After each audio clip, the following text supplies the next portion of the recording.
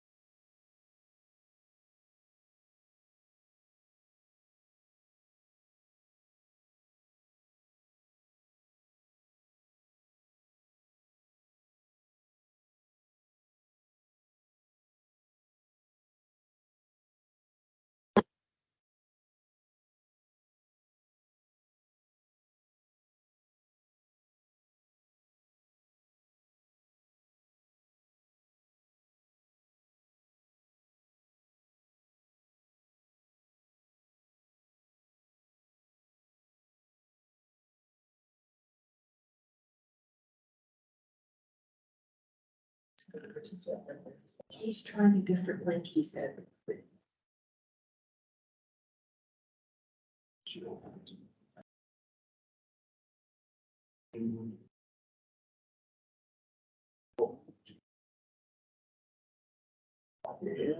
think he's trying the executive session link.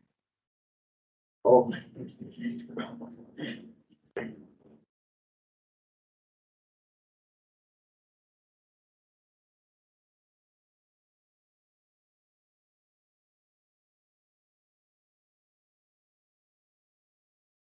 Is there virtual?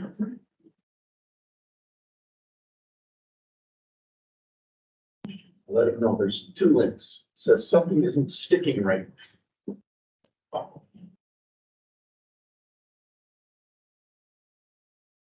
right. It's resentful. Darn auto corrector. Not with him, but you know, maybe another.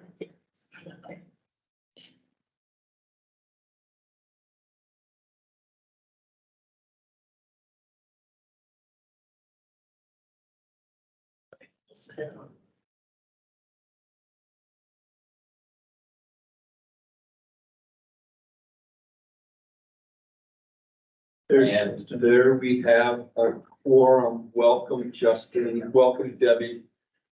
Glad to see you both virtually. All right. So again, welcome to the October 18th meeting of the Intercity Transit Authority. Dawn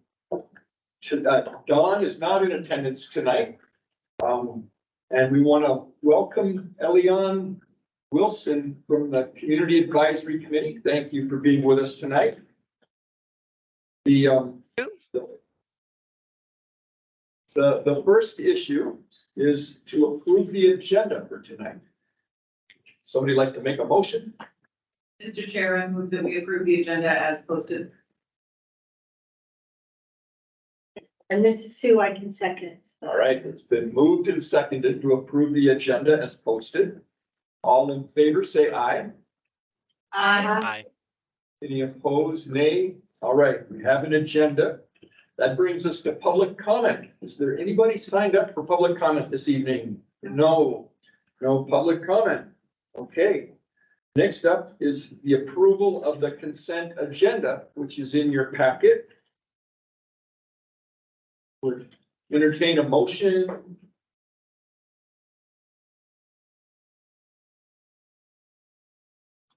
This is Debbie. I move to approve the consent agenda. This is Robin, I'll second. All right, it's been moved and seconded to approve the consent agenda. Are there any questions or comments about the consent packet tonight? Seeing none, all in favor of approving the consent agenda and paying the bills, say aye. Aye.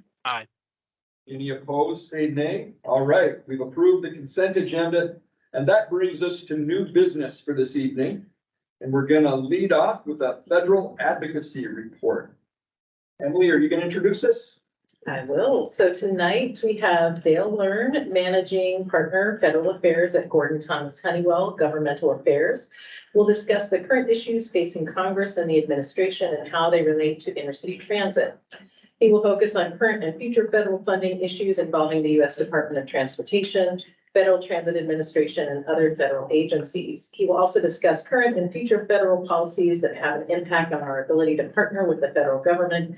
In addition, he will briefly address how intercity transit can be more connected with our federal legislators outside of our annual visit to Washington, D.C. Intercity Transit has contracted with Gordon Thomas Honeywell since 2008. Dale Learn and Paul Hoover, Senior Government Affairs Consultant, are our primary contacts with the firm. And it's my pleasure to welcome Dale Learn. Well, thank you, Emily. Can everyone hear me? Well, I appreciate that. I appreciate your time. I thank you. I thank the board, the staff, and the employees at Intercity Transit. I think it was 364 days ago last time I spoke to the full board. I looked that up, so appreciate that. I have about 10 minutes of comments, and then I'll take questions if there's time. But as Emily mentioned, I'll kind of generally go over what's going on in Congress and the administration. There's certainly been a little bit of chaos lately, particularly on the House side, and I'll mention that in a bit. I'll address, how intercity engages in sort of the opportunities available, whether it's appropriations process, some of the new opportunities in the bipartisan infrastructure legislation. And one issue, of course, that this is all in light of moving into a new UZA, which will give us a lot, I would say, a lot more opportunities. And again, we work very closely with Emily and Jessica Gould because of her purview in grants and funding on a lot of issues and priorities. We certainly engage with our delegation. We have a very influential and involved delegation on our issues, including our House member, Marilyn Strickland, who's a member of the House Transportation Infrastructure Committee. And it's important to note my former boss, Senator Murray, is the chair of the full Senate Appropriations Committee as our current Speaker Pro Tem. And because we don't have a Speaker of the House currently, she's number 2 in line for the president, and is the most senior Democrat in the United States Senate. The Biden administration is pro-transit. They see transit as a major pillar of their climate action plan and their transportation equity efforts, and we remain engaged there. Finally, we work with the DC prominent trade associations like the Bus Coalition and APTA, and I know there's some discussion in having Intercity come back to DC for the APTA conference in early spring of 2024, and we used to do that a fair amount, and it certainly is helpful. So generally speaking, the Congress has been very helpful for transit. With the pandemic response, several pieces of new legislation, as I already alluded to, a good administration on the issues. We certainly are a long ways away from debating the ending of the transit set aside, which we used to actually debate not all that long ago, but we're far away from it now. As I mentioned, the House is sort of in a chaotic place, trying to find their identity. I'm sure you read and watch the press. Getting rid of one speaker for simply working to do the federal legislature's basic business, then at least trying one candidate who's one of the most prominent performative politicians in America kind of points to that dysfunction. But any issues we may have with the new House and how they function relative to working with the Senate or the administration, a little bit less of a problem for transit than it is for others. Relying on the federal government, this is due in part that the federal transit funding is a user fee and therefore less reliant on general appropriations. So things like shutdowns, long continuing resolutions have less of an impact. So getting more specific to sort of Congress and administrative action that impacts us and our opportunities for us, I'll go over kind of the budget is where we are, that new infrastructure law, the IIJA or the bill, kind of how Congress has weighed in more directly with funding for transit, but they're all sort of interconnected. And as I mentioned, Congress kind of stepped up to help transit with the issues in the pandemic and then with the new legislation for the new surface transportation bill. As I mentioned last year, it took a long time to get a lot of our transit accounts back to where the funding that was stripped in MAP 21, which is many years ago. And you look at the increases in the House and Senate bills this year, and you add the IIJA increases, we're in a really good place. For example, the buses and bus facility accounts, section 5339, and I told Emily and Jessica this, that it doubled, but I actually double checked, and we're more than tripled since 2015, going from 427 million. This is nationwide, obviously, to 1.6 billion. For us, we've always been aggressive at pursuing funds, whether in those accounts or others. And, we've been successful, certainly with a large amount of funding for Pattison. We've looked at and evaluated grant funding in areas, a lot of different areas, alternative fuels, transportation-oriented development, workforce. But, it's important that, we remain aggressive, especially as we move into a UZA, gives us a lot more opportunities. Take into account that, some of those funds that we well seek would be from the administration, and seeing that their priorities focus a lot on climate impacts and, underserved areas, aka equity. We interact with the FTA on our apportionments under the authorization in FY and fiscal year 2023 with the urbanization and small transit intensity cities formulas. It's a lot of words. We got around 8 million, but as we move into a new UZA category, that's likely to improve, by about a third, and make us, I would argue, more competitive in the discretionary front. And going to that, as I mentioned, the IIJA or in the bill, which is the Infrastructure Investment and Jobs Act, and the other acronym is the Bipartisan Infrastructure Law, which was finalized at the end of 2021. It's the bill that establishes the prevailing federal policy and authorization levels for transportation at the federal level, and does that between 2022 and 2026. So we're sort of in the middle of it, or next year, sort of the middle of it. It provided approximately a 43% increase overall in legacy transit accounts from the FAST Act. And if you include those supplemental appropriations I was mentioning, over the last several years, we've seen an 83% increase over most of the transit accounts, federal transit accounts. Programs like the buses and bus facilities, alternative fuels, the capital investment grants, which are the small stars, or BRT. I know we're looking at that, and it's something I would encourage, but it takes a lot of process, and it's a good program. And as we move down to that analysis, we certainly see that as an opportunity. There's more funding than there was in the past for that. We've been exploring alternative fuels. Just a few days ago, the Department of Energy awarded Pacific Northwest Hydrogen Association $1 billion, yes, $1 billion, to produce hydrogen in the region. This group is a consortium of organizations, many in transportation, and having that in our backyard could be very, very helpful as we consider these fuels for our fleets. The bill also increased, funding for multimodal programs like RAISE and Infra. We've looked at those in the past and have applied at least once for those kind of funds. And things like resiliency and programs to assist seniors and those with disabilities. And I'll just highlight a few programs that were new to the bill or the IIJA.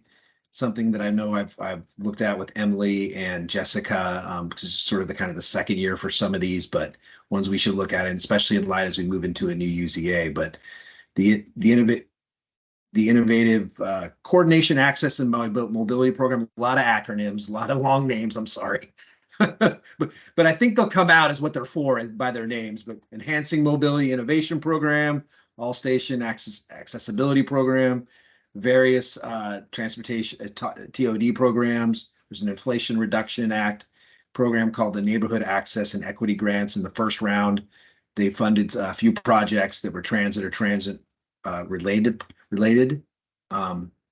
So these are a lot of opportunities for us in the future, and something we should look at. You can get overwhelmed, I think, with these, but if we have a solid plan and a solid agenda for the federal side, and we're working hard on a lot of different issues. We can find those opportunities as they come up and hopefully get some solid federal funding as we often have in the past. So the final sort of funding piece I'd like to sort of address is we're in the third year of the resurrected congressional earmark system, and as the Senate calls them, congressionally directed spending, and the House calls them community project funding, or collectively the CDS CPF process. They don't like to call them earmarks, but that's what they are. Right now, in that third year, we're in a CR through November 17th, and hopefully we'll finish in December. It's a little bit of chaos with the House, but I suspect we'll still do our basic work. That CDS and CPF process of the last 3 years has been kind of light for transit due to all the federal funding from the COVID relief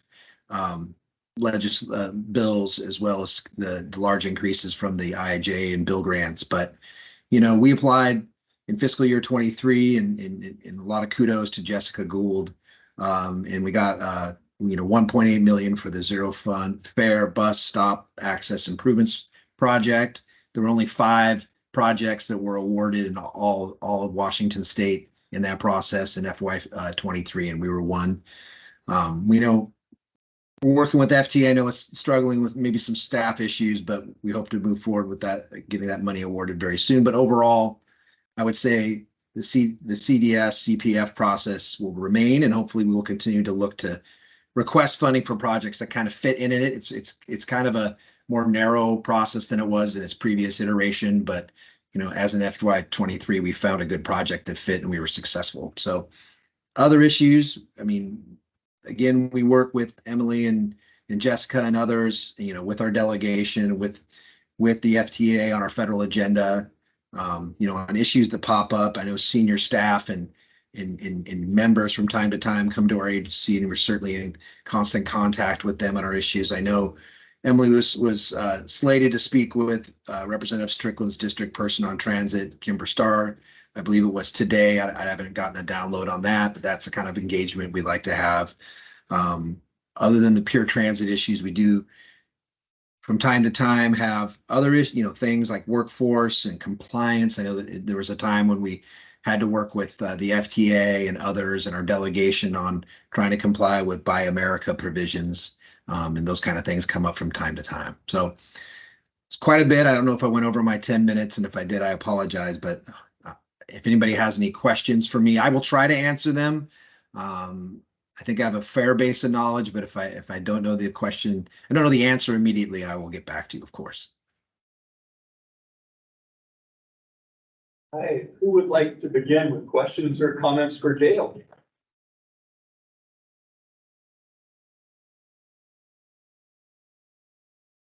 Well, I would like to ask, Dale, this is Clark. I'd like to ask, what do you see in the near term? Are there specific asks that you think that us as local electeds and board members, something that would be helpful for us to lean into?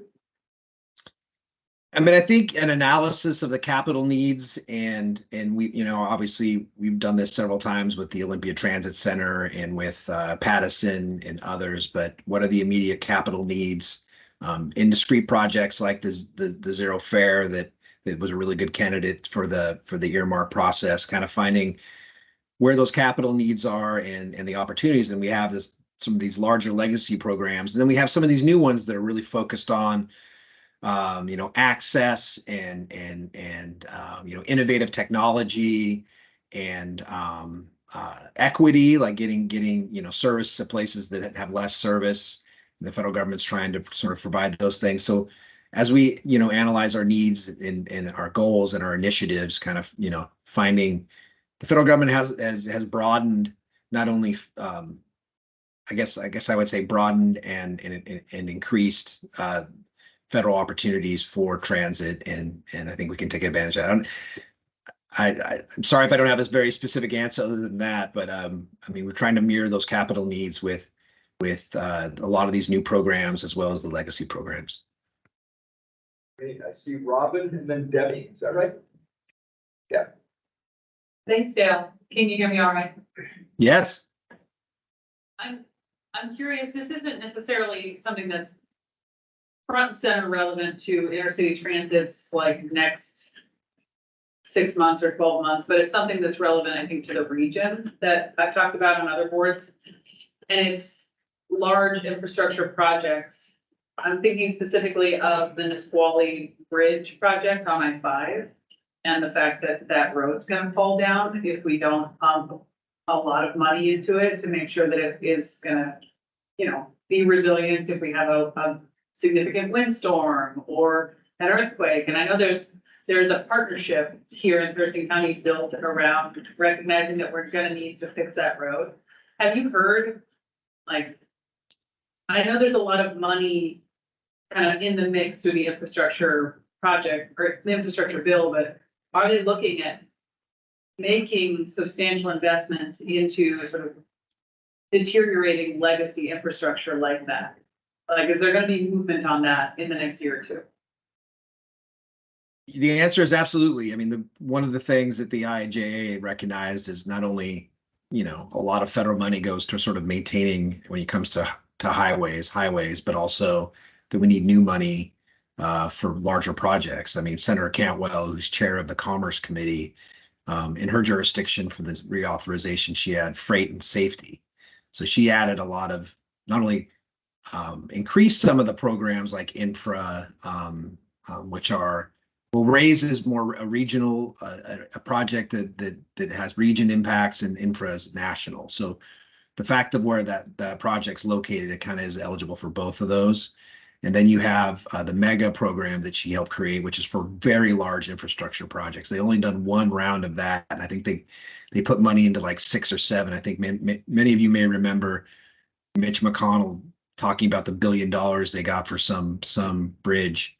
I think was on the border of one of the states that Kentucky borders, and that was from that mega program. So I know WashDOT and others are looking at, and I think the I-5 bridge across the Columbia, and then I think there's a project up in the Seattle area, and then that kind of the Cantwell and others kind of envisioned for that program. But I think people are looking at that for the Nisqually as well. And then the final thing I would say, there's also these discretionary and a formula bridge program that I'm sure hopefully you're engaging in the coalition around that project is engaging with WashDOT, because not only will WashDOT distribute the formula funds, they will likely be a big part, a part of playing in the discretionary pot for bridges as well. So there is a lot of money, but it has to have a coalition, which I know they have.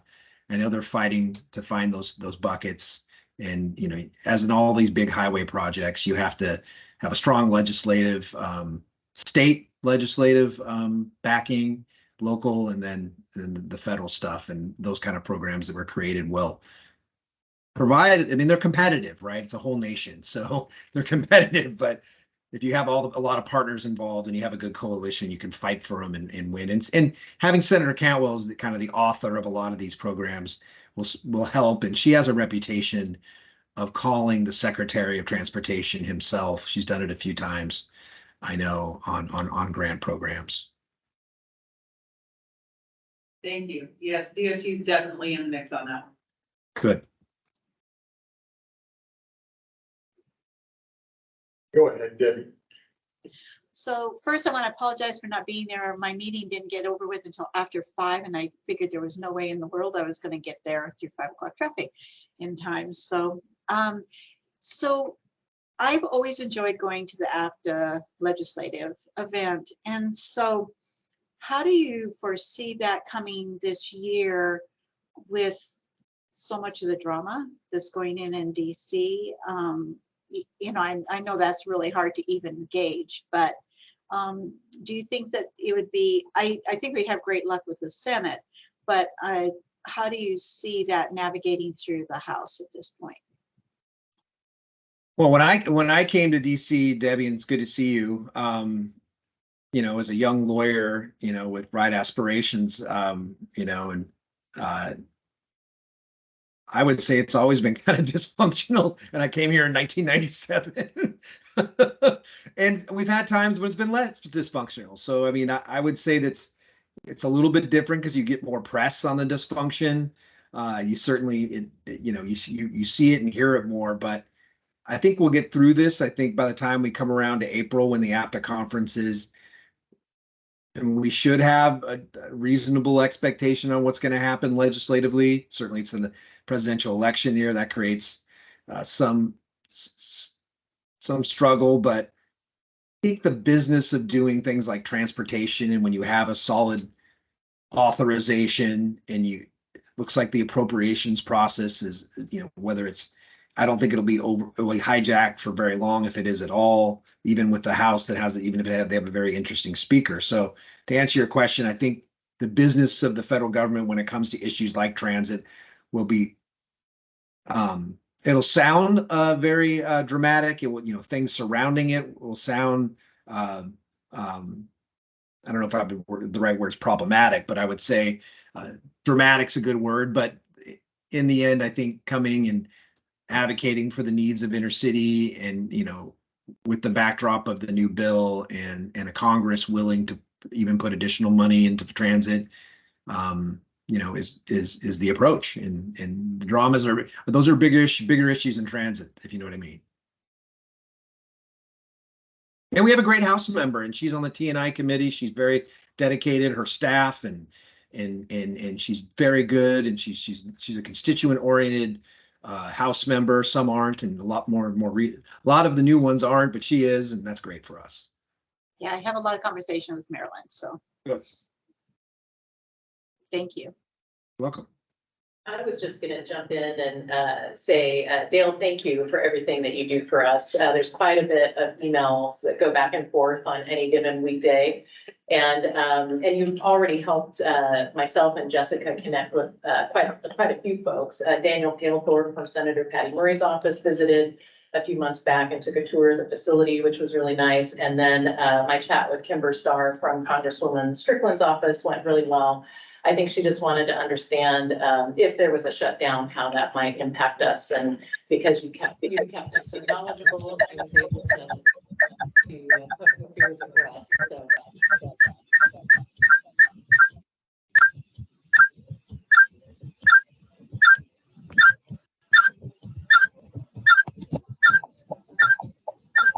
Well, that's for sure. So, thank you very much. All your speakers are going crazy. I don't think that was mine. I hope not. Thank you for you've been a great help as we've had this ambitious strategic plan for transformation and better serving our community. And we look forward to continuing to have federal victories with you. Thanks. I would just finally add, I really appreciate the opportunity to continue to work with Intercity. I love Olympia. I grew up in Renton, but my uncle and my cousins lived in Olympia growing up, and I just loved visiting them, and obviously going to the Hill for 2 members, and then visiting there more often back then, and having represented you, just enjoyed the opportunity to be down there and to help represent your community. We appreciate you very much. Have a good night. Thank you. Next up, we have Katie Cunningham to help us do something we rarely do, which is a declaration to consider whether we might declare coach number 402 as surplus. Good evening. I'm Katie Cunningham, Procurement Coordinator. The issue I'm presenting for consideration tonight is whether or not to declare Coach 402 as surplus. This coach, a 2010 40-foot Gillig heavy-duty bus, was in an accident in June 2023. The estimated cost of over $160,000 to repair this vehicle, it exceeds its assessed fair market value of approximately $41,000. Therefore, this coach has been deemed a total loss. Based on mileage and years of service, Coach 402 has met its federal useful life requirements, and staff is requesting that the authority declare this vehicle as surplus, after which staff intends to work with WISTIP to facilitate removal of the coach through its salvage dealers. Regarding budget, Coach 402 was purchased with federal funds, and staff will follow FTA disposition requirements identified in Chapter 4 of Circular 50101E. Funds received in excess of $5,000 may need to be returned to FTA. So the recommended action is to declare Coach 402 as surplus. And with that, I am happy to answer any questions. there any questions for Katie? It looks like there might be a motion ready to be made. Mr. Chair, I move that we declare Coach 402 as surplus. I'll second, this is Caroline. Right, it's been moved and seconded to declare coach number 402 as surplus. Is there any other discussion? Seeing none, all in favor signify by the sign of aye or raise your hand. Aye. Aye. Any opposed, say nay. Good. We have surplus coach 402. Thank you, Kate. Thank you. And next, we have Nick up to give us a marketing and communications update. Yeah, what works best? Where should I go? I have nobody that's in person yet. I think you can stand or you could be there. Over here, as long as the owl can get me, I'm happy. It'll find you. Perfect. Fantastic. Well, if we can share the presentation. Okay, I'm really happy to be here, to be able to speak with you today. I've got to stop calling myself the new communications guy here because I think it's been about 10 months. So I think I've officially lost my communication card. And I apologize, we are having some problems with the live stream. That's why we're getting some feedback, as we're working on that. But Emily asked me to come here today to talk a little bit about, we've got a number of things going on, including a new fall/winter campaign that we're going to be launching. But I think it's also a really great chance to readdress and talk about some of our communications goals and our responsibilities within the team and within the organization. So let's go ahead and go to the next slide. And so, as we think about our communications goals, we really have three primary audiences within our organization. We're really focused on making sure that our internal folks really understand what's going on. That makes them feel connected, especially in this new remote environment. Or hybrid environment. It's a really tricky place to be able to make sure that staff feel connected and engaged. Our customers, obviously, the communication requirements for our customers to make sure that they know what's going on within our routes. Thank you. Make sure. Yeah. I project pretty well as a former theater major, but just in case, we'll make sure.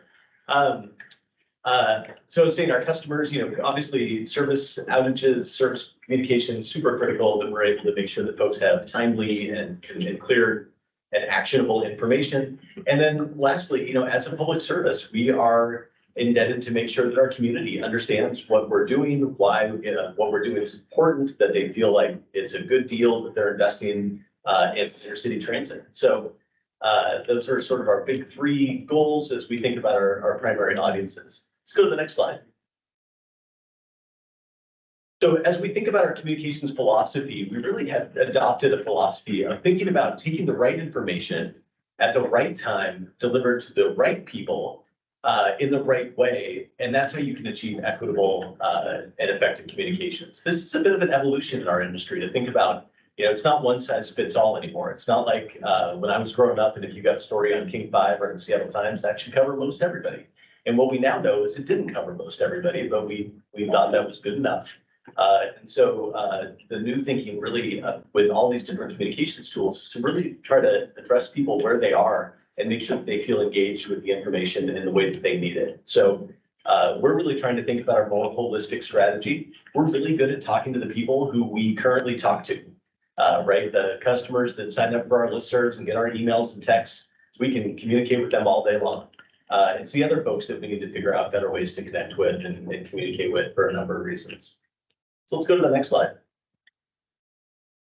So this is a small but mighty communications team. We're a total of 5, including one current vacancy. A couple of these names you should recognize from different presentations in the past. Nikki and Allie were here with you through the pandemic. Allie is our tenured veteran. I think she's been here about 8 years. I just saw on the anniversary calendar. And then Tanisha Price, who I introduced to you a couple of months ago as one of our new hires, a fantastic addition to the team as a graphic designer and all around great communicator that we took from Pierce Transit. And then we've got a vacancy. Currently, we are trying to bring in some additional help for the near term as we think about that one for the long term. But this, as you'll see on the next slide, we can go ahead and switch to that one. This is a pretty small group to think about all the work that we do. And so as we think about all the different buckets of work that we do, thinking about service communications, all those rider alerts you see in your inbox, every time a bus stop has to get missed, we close one, we detour a bus because of the down power line. That's a combination of a partnership between our operations team, our planning team, and our communications team to make sure that we're getting that information out quickly and accurately. Websites, both internal and external. We have 2 external websites, the PCC site, as well as our regular intercity transit website, which I will admit is one of the best that I've ever engaged with. It was a huge relief coming here to find all these incredible tools already in place. Made my job a whole lot easier. And then we actually just launched at the end of July our first ever intranet. So intercity transit didn't have an intranet. We had a couple places in the share drives where you could find things, but organizing that into a SharePoint-based internal website to find information. It just goes back to that internal communication component. Social media and community events, you've probably seen us out at different community events. I ran into Mayor Sullivan at Falls Fest a few weeks ago. We're often out there talking to folks, educating them about the things that we do, handing out little gifts, spinning the prize wheel, having all kinds of fun. We had the blender bike out at Falls Fest. We decided not to make smoothies for everyone. There was a food handler card permit issue that we didn't want to get involved in. But we made a little tornado for the kids to be able to get on the blender bike and pedal it, and the tornado spun around. It was fantastic. We had a lot of great engagement. We often will bring operators out with us, the bubble bus, the jingle buses. We bring operators out to talk to folks about what it's like to drive for us and be out there. So it's just an incredible partnership and a great chance to do that work. Our social media channels, I think you all probably follow us on all of those. We're constantly reevaluating that as an effective tool. They are constantly evolving tools, as you all know. The social media site formerly known as Twitter is now changing the prioritization of the posts, not doing them necessarily sequentially anymore. That makes it really difficult to try to communicate service alerts with that methodology, right? Because you want somebody maybe thinking that their thing's back en route when it's not, because they're now out of order. So incredibly frustrating, but we're constantly trying to figure that out. We are also the owners of the design standards and the branding within the organization. Goals, we are through some of these earned and paid media, internal communications, and then project communications. Pretty much every major project that we've got going on has a communications component. And so we have someone on the team engaged in that. Let's go to the next slide. One of the things that we just recently adopted that Emily asked that I come and mention to you was a social media strategy. I already talked a little bit about social media and the role that it plays. It does have value currently within our repertoire. But we didn't have a formal policy on how the agency would utilize social media and engage with social media. So we did just adopt a policy. It's available on our website. It includes some explanation of it as a tool. We did establish, along with best practices of many of our other public partners, a comment policy requiring comments be germane to the topic at hand and not defamatory, et cetera. As well as recommendations and limitations for our personal use of social media as employees of intercity transit. So just establishing some of that policy. Let's go to the next slide. Fantastic. We can go ahead and skip to the next one too. The main reason I'm here is to talk about, we are really at this incredible crossroads in being able to reintroduce ourselves back to the community. As you all know, you're steeped in the work that we do here and hear about it and understand it. You are probably as often surprised within your conversations with people in your community as I am when we're at these community events, that they have no idea about the services that we provide. They have no idea that we're still zero fare if they ever heard of it in the first place. They don't know about walk and roll or village vans or sometimes even van pool, really outside of fixed route and dial lift vehicles that they see on the road. Most people don't know about a lot of our services. So it was very fun to tell them that I think we have the best bike shop in Thurston County located here at Intercity Transit. And that is a bit of a disconnect for some folks in their head.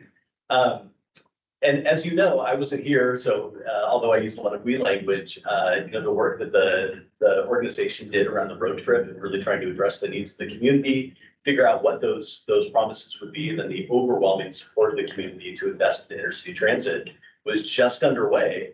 And then COVID happened.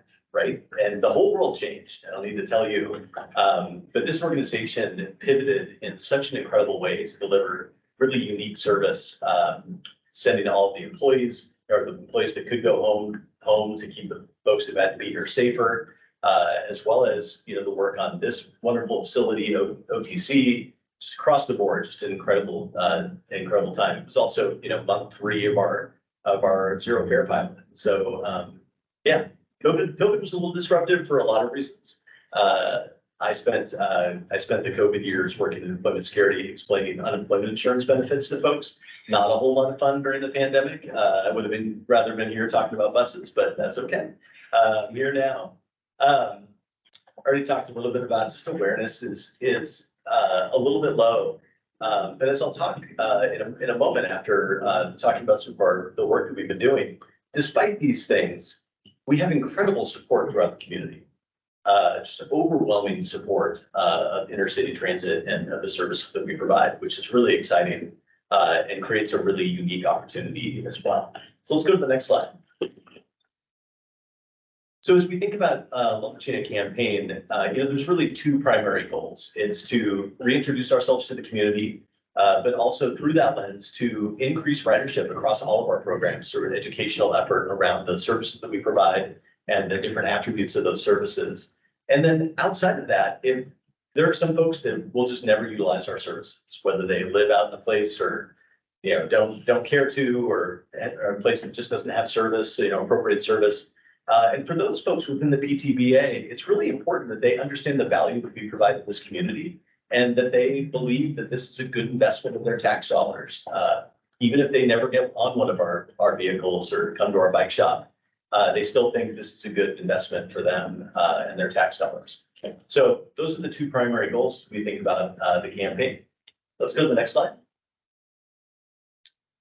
So this is a bit of an eye chart, especially for me as I look up, but essentially this is laying out sort of a 3-phase plan to go out and start to re-engage with the community. I will also say, I feel like we're at this really tenuous moment now where there were a lot of promises made. COVID happened. Everybody said, yep, COVID blew up the whole world, disrupted everything. We'll give you a pass for a while. And then now as things are starting to reopen, we're getting more and more questions about, well, what about this thing that you talked about? What about bus rapid transit? What about, night owl service? Some of these things that are starting to come back. And so it's a perfect moment to go back out to the community and try to address which of those things really make sense as we come back on board. Where are the community priorities at? As a former state employee, I know most state employees still aren't working 5 days a week at their offices. My wife works from home for the Department of Health, about 2 miles from the headquarters, right? And so our needs within the community have shifted. And so it's a really critical moment that we go back out and talk to folks. So we really designed a 3-step, 3-phase process here to try to better understand what the community is interested in. And as we think about those goals, what are the messages within those different groups that are really going to be useful to help get them to achieve those goals of either believing in the value of the service we provide and or checking out our services and giving them a shot. So we're sort of on phase 2, step 2. We conducted a number of focus groups that I'll talk about in a moment 2 weeks ago now. And really had tremendous response. The next steps we'll do, we're meeting on Monday with our ad agency to be able to develop some personas that will help us identify some key messaging and some key methodology on figuring out back to that communications philosophy and rubric on how are we going to communicate to folks. We're going to go figure out where they already are, and we're going to go communicate to them there in the way that they need to. So let's go to the next slide. And so we conducted 3 focus groups. We advertised, you all probably got emails in your inbox talking about it. We figured out we actually sent that to a bunch of intercity transit employees as well. Some of them reported it as a phishing scam. So the cybersecurity training is working great. That's exactly what they should have done. We had to let them know they are not eligible to participate in the focus group at intercity transit. But for the 30 spots, over 130 people volunteered for these hour-long focus groups, which is really fantastic. Through that contract, we offer a stipend for their time for normal practice for a focus group. But it was really fantastic. We had 3 groups. We had a group of current riders, potential riders, and then unlikely to ride. And we had them self-identify that in their application to the focus group. We also then sent out a survey to the other 100 folks that didn't get picked and asked them to fill out a survey if they'd be interested to be able to answer some of these questions. And you know, we'll have a more full accounting of some of the outcomes of those focus groups, but really the take home is we have tremendous support in this community. Already our second goal of folks believing in the value of public transit, believing that it was a good investment in 2018 and it still remains an important investment to have a healthy, vibrant community is alive and well. Even within the groups of potential riders and unlikely to ride, we still had high lack of awareness of the zero fare pilot, of how that was going. We had, it was interesting in the unlikely to ride or potential riders, we heard a lot about safety concerns. From current riders, we did not hear about safety concerns. They had concerns about maybe getting to the bus stop or standing in a bus stop late at night. But they all said, once they're on one of our buses or our vehicles, they feel very safe. They feel well cared for. One of our participants said specifically, we like you hire your coach drivers for their customer service skills before their driving skills, which I don't know if they took that straight off our website, but we talk about that all the time, right? We can teach people to drive. Being a good person and a good customer service representative for our organization is critical. So by and large, really great opportunity through that information that we gleaned to be able to really hone some messages to try to get this back out in the community. The next phase will look like a lot of opportunity to both push some paid and earned media out into the community. We'll be doing some social, we'll be doing some paid social. We'll be doing some partnerships with local news, with Jolt's, Thurston Talk, the Olympian, all those sort of things to be able to reinforce these messages. But it also kind of gives us a framework through which to communicate that, we're already communicating consistently to the community. Once we have these key messages identified, we can then use that framework to make sure that we're staying on message, that we're using mutually reinforcing messages to be able to build that awareness within the community. And so, for example, we've got a Vanpool marketing grant that we'll be going out to again and making sure that those messages are aligned and are also educating them about the broader services that intercity transit provides is really critical. So that's the plan. We're sort of right in the middle of it. You'll start to see increased chatter on our end, probably in November based on this. And I think my next slide is just the question slide. So that is my question to you. What questions do you have? We'd like to lead off the question and comments. Looks like Robin's ready to go. Not a question. Debbie, are you next? Stephen. Not a question so much as a comment. It resonates what you said about how the game is a little wild post-pandemic and now it's like, where are you at? What about those things that we were talking about before the pandemic? And that we have this opportunity to sort of reintroduce or maybe introduce for the first time what intercity transit is in the community. So I'm glad that we're talking about having this sort of comprehensive communication strategy now. Also a comment that it doesn't surprise me that intercity didn't have an intranet, but I think it's a game changer in terms of facilitating conversations for staff, like creating a shared space when people aren't all coming into the building anymore. It's really important to have a place where everybody can connect. So I'm glad that that's being created for the staff. Yeah, thank you. Debbie, did you have a comment? I do not, other than this is very good and comprehensive and I appreciate, I always feel like every time I talk to anyone in the public, I'm like giving this mini course on public transportation. So it'll be helpful if I had handouts there. Absolutely. Go ahead, Sue. I would just say, Nick, thank you. You gave us a lot of information, rapid fire. That's the way I like to hear it. Because now the little tidbits that maybe slipped by me, I know where to go. And I know there's something going on out there. So I appreciate that. And as always, you and the other staff come to us with such prepared presentations that rarely we have questions because you've covered an awful lot of what's come to mind. But you do leave us with some groundwork for the future and things to look forward to. Absolutely. And I'll just mention, because some of you said spurred something in my mind too. A great example when you all did your zero emission workshop and then asked for some talking points afterwards. For us to be able to pull those together and distribute them to you, obviously you're gonna put your own spin and flavor and utilize them in the ways that you do, but you know, for us to be able to arm you as incredible ambassadors out there within your communities with those mutually reinforcing messages, making sure that we're gathering all the right information the right ways, is a total win-win. So, you know, count on us as a partner. And similarly, if you're going to be out speaking somewhere and you're like, hey, I'd love to get updated stats on this, or I'd love a couple bullets on this new initiative, I'm here to help. So you know how to reach me, and if you don't, Pat will make sure you do, and we're happy to get you in meeting. Good. Channel Authority member Brian Hess. So on Friday, at the Transportation Policy Board, he was asking, because Thurston Regional Planning, like Intercity, uses Facebook as the way to stream these meetings. Yep. And he was saying he had a constituent who doesn't have a Facebook account, and it's a little complicated if you're not a member of Facebook to access those.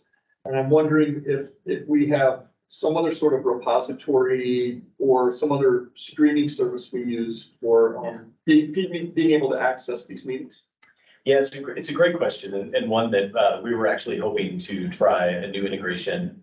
Thank you to Tanisha for jumping on and going with Plan B. We were almost ready with Plan C when things were going haywire there for a minute.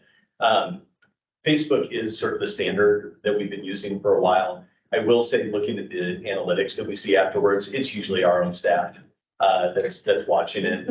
It's like 2 live viewers, and I'll look at who they are, and it's me and Allie. Right, so that doesn't mean that people don't come by later and view it.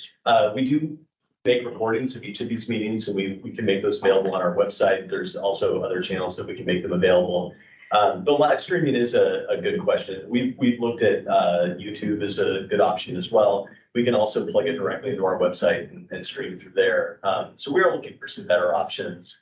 I think, like many folks, the organization adapted really quickly to remote environment and did a bunch of great things. And now that we're going to this sort of hybrid, maybe kind of forever model in some ways, at least having a higher degree of accessibility that the public expects for meetings like this, investing in some of those tools to make sure that we can do it well is really important. Good, thanks, Nick. And I think Facebook has also changed itself.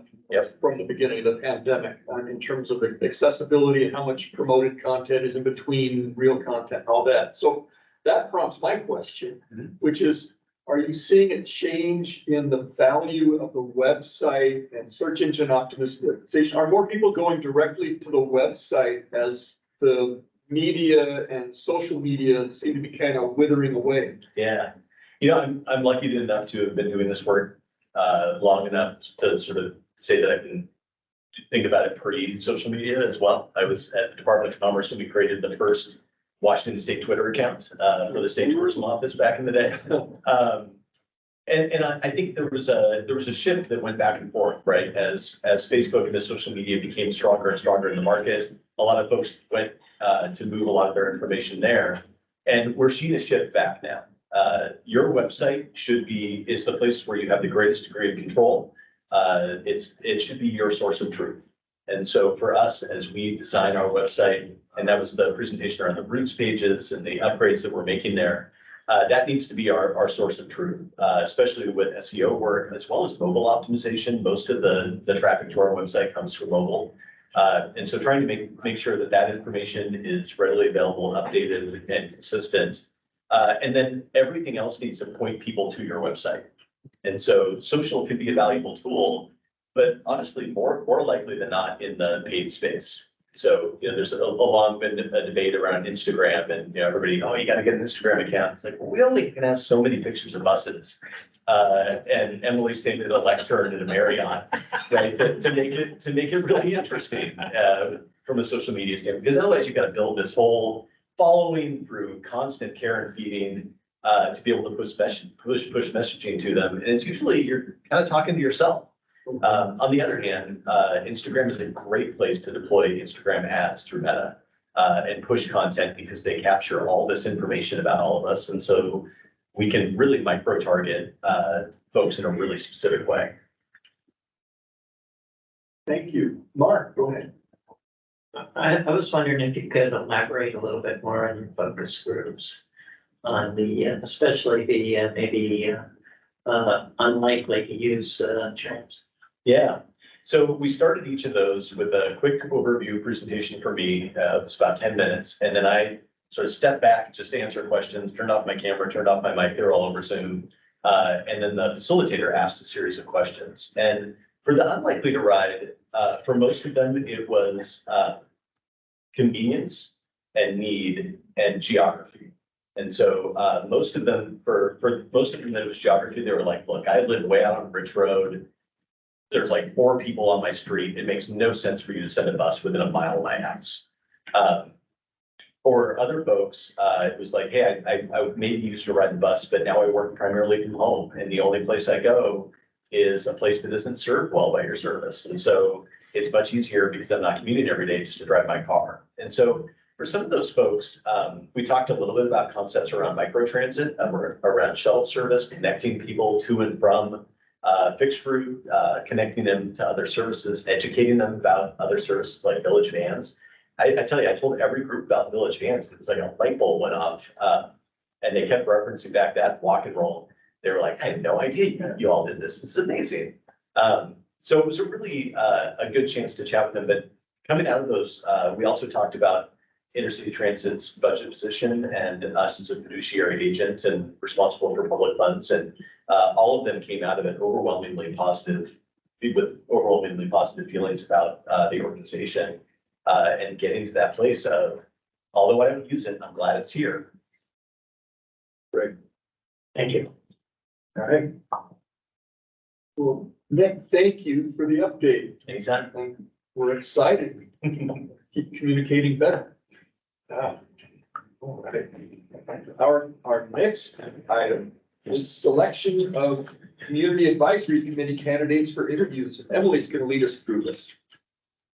Yes, it is that time of year again. So as you all know, our Community Advisory Committee is comprised of 20 members representing the diversity of our community. And if you were interested on how many openings we have, there are 5 adult and at least 1 youth position vacant. So I say at least 1 is because we could have more than 1 youth member of the CAC.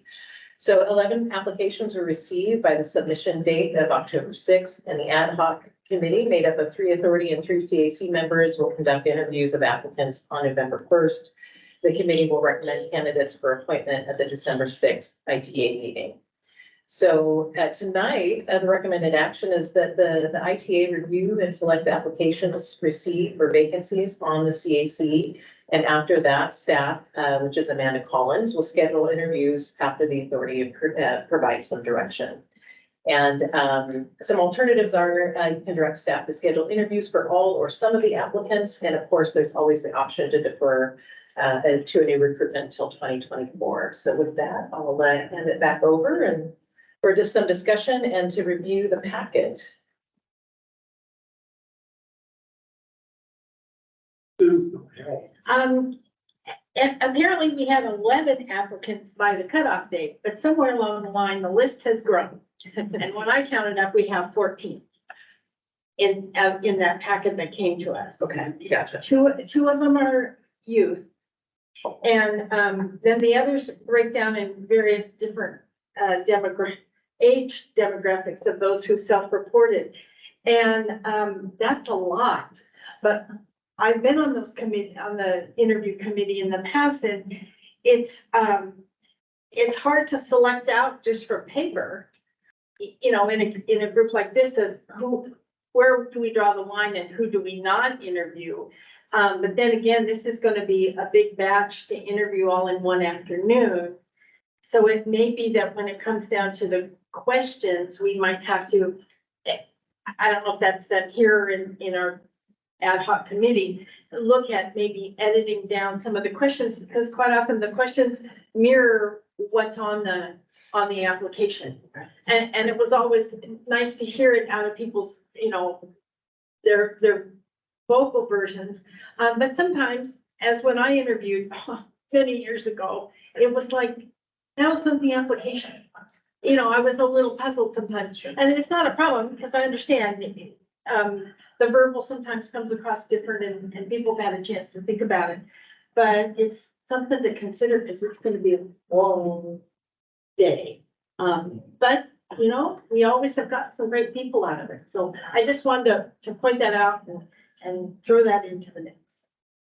I appreciate that, Sue, and I can certainly give that feedback to Amanda as far as when creating the questions, because I've not been a part of this process before, so I really appreciate you sharing your feedback on, it is nice to see everybody. It's hard to get a sense of folks on paper, but we can certainly provide that feedback to Amanda as far as questions and in the committee too. I believe there's one more meeting she has planned before we move further.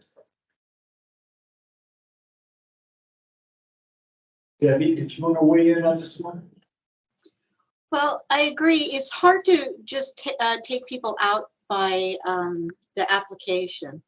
14 is quite a few, but I agree if we maybe slim down. But I also expect that there might be some that may not be able to make the interview process. So that might there might be a couple that might drop out that way. But yeah, I'm expecting it to be a very long day, and I'm prepared for that, so.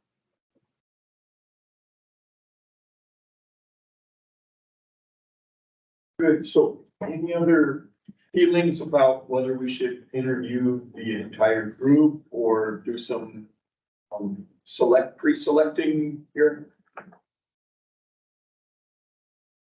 I think selecting a subset of 14 is a good idea because 14 is a lot. We could interview, fewer than the number of vacancies that we have, but still like whatever our screening criteria is, if we have a screening criteria, we could apply that and shrink the number down to a more manageable number to interview in an afternoon and make the final selections after that. And I'm not familiar with what our screening procedure is, other than here are the applications. I don't remember a time when we had this many applications up front. We can certainly go back and look at the policy as well.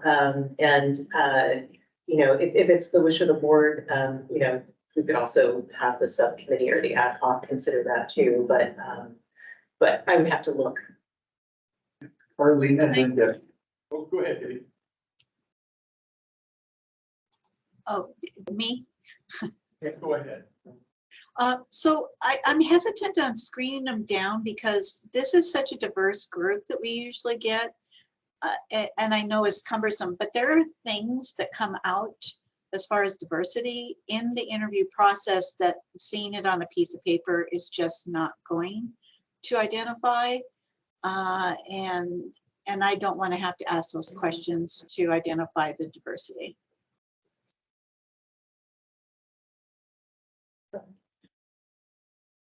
My comments were going to be along the same lines. When we did, with community advisory groups and when we did interviews for the Regional Housing Council, for lived experience, right, we did the pre-screening and unfortunately ended up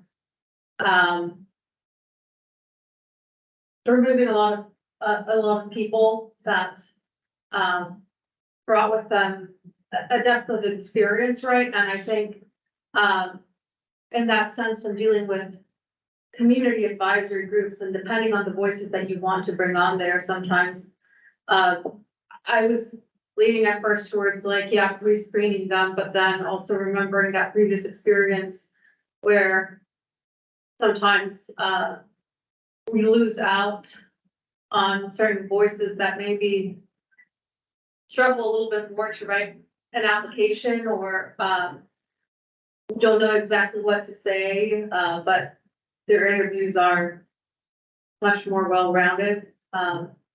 So I think I'm leaning either way really, but just like I wanted to throw that out there just from my own previous experience and doing something similar. One thing that we've done in Olympia, we had a large number of people for a board or commission, was to interview them in panels. And that facilitated getting a large number of people a chance for us to interact with them. It was the same. It wasn't a long, like Sue was suggesting, not a long list of questions and everybody answers every question, but getting a feel for the folks in 10 minutes or so with each panel, and then deciding whether to do one-on-one interviews with a smaller group or just to select from those panel interviews. It's a great way to speed things up. I was also going to mention that sometimes I think the con of whittling things down too much is that sometimes we end up with some alternates or folks that are interested in possibly serving as an alternate with a larger pool.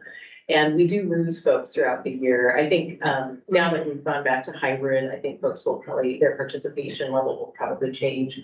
But that was one other thing I just wanted to put out there too. I think you're all making great points. I just wanted to be sure you realized what it was like, because not everybody's been on these. And I'm thinking that at least some of them are gonna be virtual interviews still. I haven't heard exactly if that decision's been made, but you know, there's always the lag in the technology and I looked at these and I tried to see if there was an easy place to say, oh, here's a group that just isn't quite. No, they all have some good points and I think, personally, I think it might be that we either stream down the questions or maybe find a shorter question, because some of them can be, just the question itself can be a little long and people are busy trying to decipher what it is we want. And you can just see it on their faces.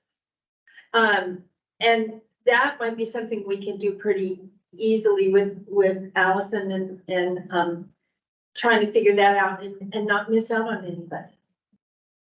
So. We're looking for a motion here, just general staff or board direction. Of the motion, I believe, yeah. Mr. Chair, can I move that we recommend that the subcommittee host panel interviews to engage with the applicants for the CAC vacancies before we make final selections? Yes. We've moved. I do make that. Is there a second?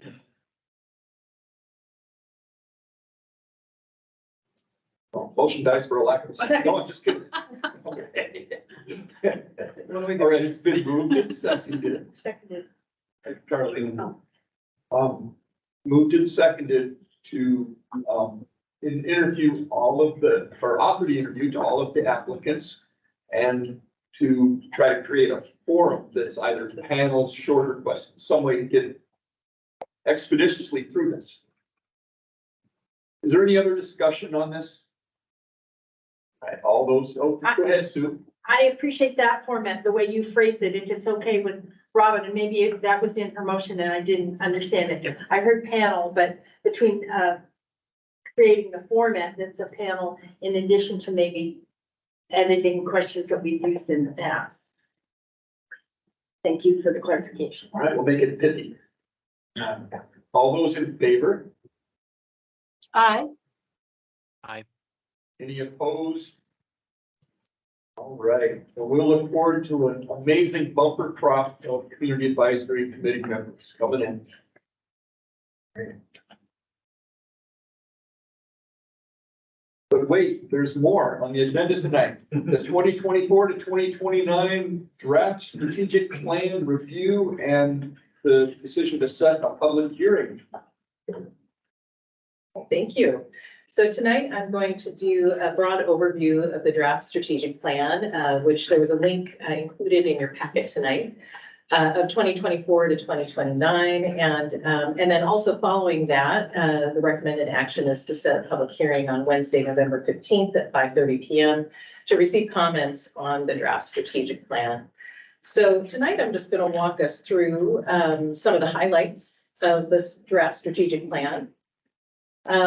So as Nick was also very eloquently stating, I wanted to place the strategic plan in context of where we're at right now as an agency. So currently, we're very much still in restoration mode. We're getting really close. We're making really wonderful steps towards restoration, but we remain at 88% of pre-COVID service levels and about close to 80% of pre-COVID ridership levels. We're making really great progress. We are hiring larger classes than we ever have during COVID. And, but it remains to be seen that we're still very much in And then our goal after that is really to lean in to the 9 promises from the long range plan, from Proposition 1. And again, like Nick said, and Robin mentioned as well, is that folks have been very understanding and very patient, and they're ready for us to get on with things and get back to the work that we said we would do. So, but it does remain that the primary goal is to return to pre-pandemic levels and then get back to work on all of those things. Additionally, I just wanted to honor that this is a time of transition for us as an agency. We're in the middle of the general manager recruitment.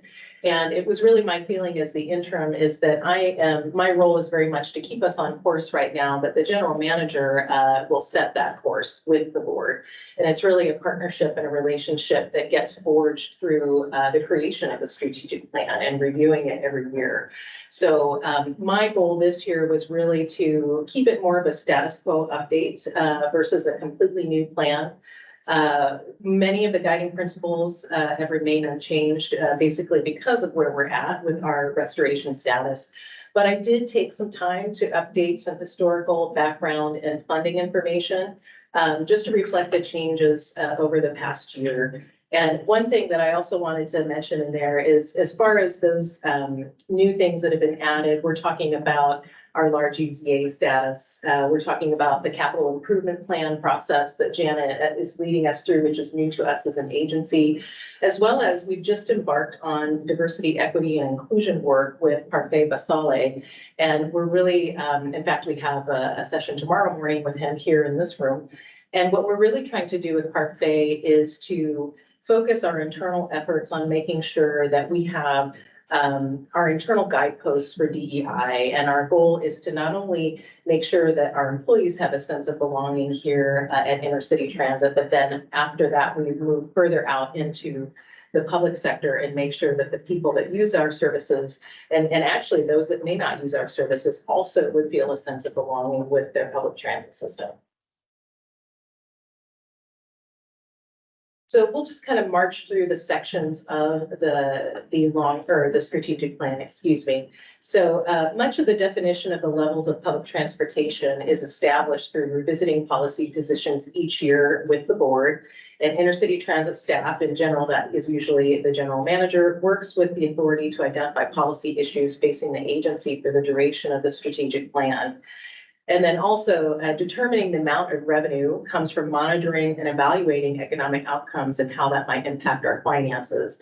Implementing service consistent with the long range plan, which we've had in place since 2018. Continuing to closely monitor revenue collections, operational costs, and capital programs is essential. So we must be financially constrained and move cautiously with the guideposts that we already have in place. And the strategic plan is very important in this regard because it becomes a beacon we can look to for times in good times and in bad.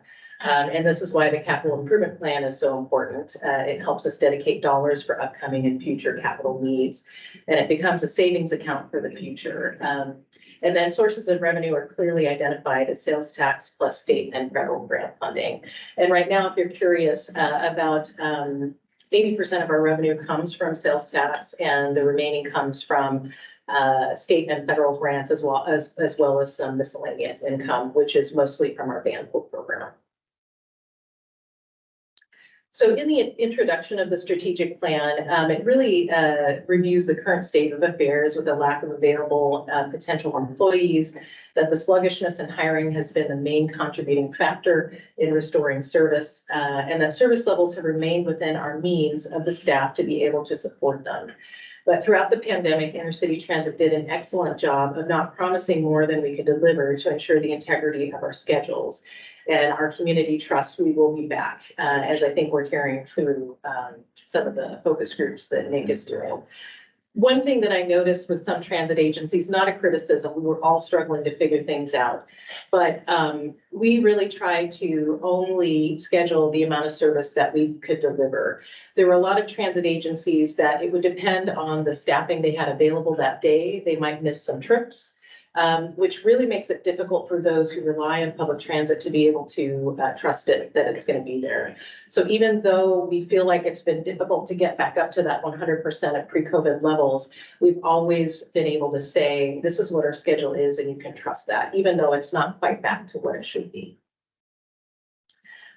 Next in the document, we talk about the historical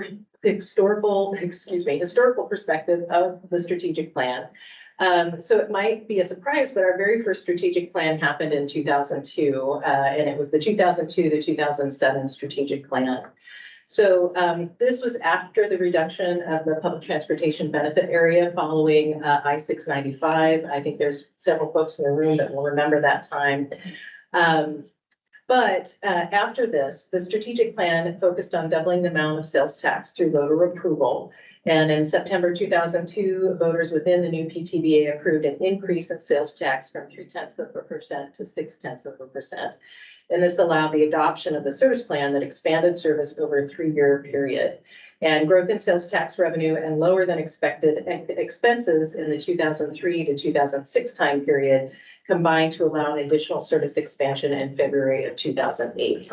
So even though this was a very difficult time for us as an agency and a lot of change, it was also the beginning of how we started planning for the future. Next comes some background in the document, and this really walks us through the tumultuousness of our funding for public transportation. So I lived in Olympia during the passage of I-695, and I worked for a nonprofit, Senior Services for South Sound. Our seniors relied on transportation at that point in time from intercity transit, primarily through dial-a-lift, for a lot of our rural clients that were coming in and receiving adult daycare services. And so that passing of I-695, it really did directly impact a lot of our rural folks. In fact, we, as an agency, started to provide our own transportation and got some money through the Area Agency on Aging for that. But it was a really big shift for a lot of our community members. And for those that aren't familiar, so intercity transit in 2000, we were receiving from the motor vehicle excise tax, we were receiving about 43% of our revenues. And when you lose that magnitude of your revenues, we had to go through a pretty major layoff and reduce service to about that amount. And we had to respond quickly. We did receive a one-time allocation from Washington State Legislature, which helped transit adjust, and we used that approximately $3 million to reinstate Sunday level service and some other services. So the net reduction after all of that ended up being about 35%, but it was a pretty big chunk of where we were at before. After this, the ITA elected to operate a level of service that could be maintained for 3 years by drawing from reserved funds. And this bought time to determine if the legislature would restore some funding and work with the community to determine appropriate levels of service and funding for intercity transit. Another way that we traditionally dealt with losses in funding is back when we were collecting fares, we would look at increasing fares. So again, this went through a very large public process. A lot of times it negatively impacted folks because it was more of an ask for them as customers to pay more money to ride our services. Additionally, Dale was mentioning MAP 21.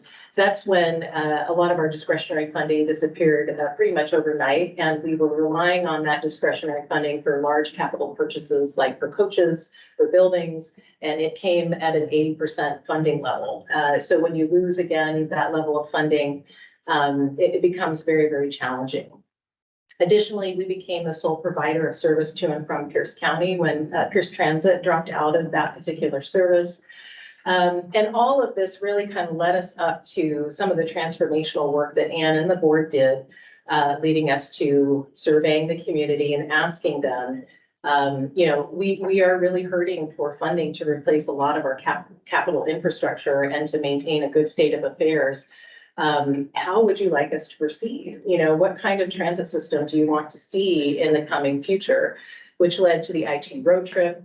We heard from the community that they wanted a transformational transportation system, and that led us to going out to voters for Proposition 1. But also in the mix are always designing costs for construction at 510 Pattison, And so again, our funding over time really does fluctuate quite a bit. And even though we're in a pretty good place now, it also gives folks an idea that it's always good to be cautious and to live within our means. I did want to share that for the 2023 to 2025 state biennium, we were awarded quite a bit of funding. Again, we were awarded about $1.5 million for the Thurston Pierce Regional Connector. So again, that's our express service. We also have $1.2 million for rear door boarding and real-time passenger information deployments. About a combined $14 million for our hydrogen demonstration projects with which Jonathan had mentioned a while back.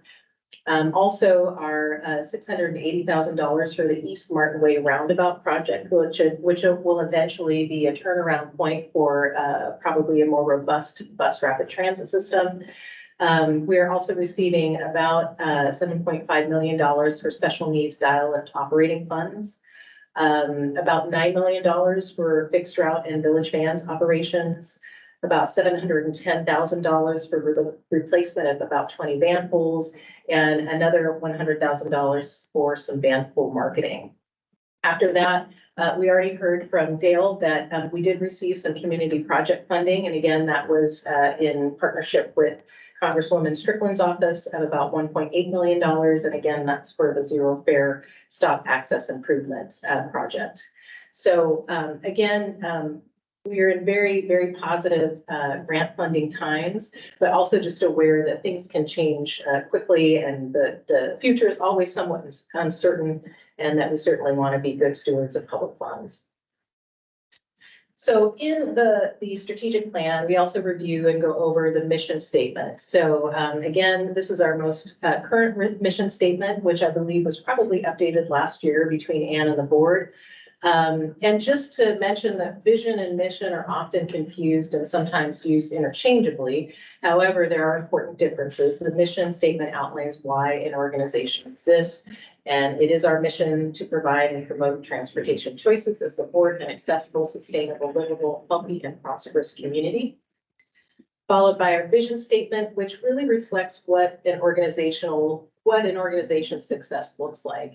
So it serves as our guide to action. It is consistent with the organization's values, and it challenges and inspires us to achieve our mission. So again, our vision is to be a leading transit system in the country, recognized by our peers, community, and customers for our well-trained, highly motivated, customer-focused, community-minded employees committed to enhancing the quality of life for all in Thurston County. One important change that was made last year is, again, the term citizen has been continually replaced by a more inclusive term. And I think that thanks to Clark, I think we're finally there in most of our documents that we either refer to just community in general versus citizens. And then also, these are the goals and end policies that, again, were reviewed last year as part of this process. They really haven't changed as far as the focus. I do believe that there's probably some room to make more specific and strengthen our language around DEI, and I'll get to that in just a minute. But each year, the authority adopts a new set of goals unless the goals from the previous year remain unchanged. And as discussed already, these will likely remain the same just because of where we are in the context of the general manager recruitment. But where I will probably fast forward to, unless folks have questions, I'll just leave these up on the screen for a bit. So our first goal is to assess the transportation needs of our community throughout the public transportation benefit area. The end policy is that IT authority, staff, and the public will have access to clear and comprehensive information related to the transportation needs of our public transportation benefit area. The second goal is to provide outstanding customer service, and that means that our customers, staff, and the broader community will report a high level of satisfaction. So it's wonderful to hear those reports coming in from our focus groups. Goal 3 is to maintain a safe and secure operating system. So that focus on continual improvement for the safety and security of all customers, employees, and facilities. One thing that we've recently been visiting with the University of Washington study that came out about the presence of some drug substances on board some of the larger systems in our regions. We are looking at what we can do to make sure that we're prepared if we ever start having those systemic issues here in our system right now. The fourth goal is to provide responsive transportation options within financial and staffing limitations. So that means that customers and staff will have access to programs and services that benefit and promote community sustainability, focused on serving the mobility needs and demands of our community. Next up, we have goal 5, which really speaks to sustainability. And again, that resources will be used efficiently to minimize the overall impact on the environment and community, and to the extent possible, efforts will be pursued that integrate or otherwise align with broader sustainability goals. Goal 6 is really about reducing barriers and increasing our ridership. So again, educating and encouraging the community to explore, appreciate, and utilize the benefits of our services and programs while making the system easier to use. Goal 7 is really focused on building partnerships around everything from mobility needs, access, equity, as well as a service provider and as an employer. This is probably a goal that we can increase some specificity around DEI if that is the wish of the board. And I can possibly include that in the working draft that I have going now. And again, we'll work with governmental entities, educational institutions, businesses, not-for-profit community partners, and customers to facilitate great mobility options as well as educational and socioeconomic opportunities in our community. And then goal 8 is to be resilient. And again, one of the things that we're doing with a strategic plan is to maintain that resiliency. And it's very important to maintain those efforts. And by that, we'll promote community, organizational, and individual resiliency. There's also a section in the strategic plan that talks about intercity transit's role in Thurston County. Truly, this is that intercity transit is the leader, major advocate, and prime source of information for public transportation in Thurston County. And it really lists some of those ways that we fulfill those roles. So we're obviously an accessible lifeline transportation for those that do not have access to other forms of transportation. But at that same time, we really want to be providing a viable transportation option to those with choices. So during the week without driving, I'm a person who owns 2 cars at home, and it was an absolute wonderful experience to dedicate to just riding the bus that week. And it is a viable option, with the service increases that we've had to 88%. I had lots of options, and I'm lucky to live near transit. I live between 2 routes, and I took several options home. It takes some planning, but it is a viable option for other community members. Supporting employment and economic growth. I feel like this is where we're excelling right now with our zero fare policy and demonstration project. With inflation still very, very high and gas prices being really high, it's nice to know that we're helping get folks to their possibly minimum wage jobs without taking more money out of their pocketbooks.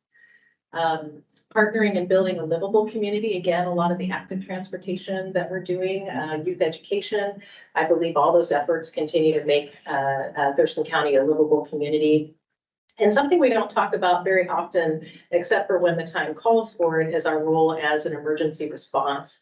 So we are listed in the Thurston County emergency response plans. We're very connected to the emergency management department there. And truly what intercity transit offers is we from time to time help evacuate folks, especially during flooding events. If there's a local fire, we will help evacuate folks from that, as well as creating temporary warming and cooling stations as well.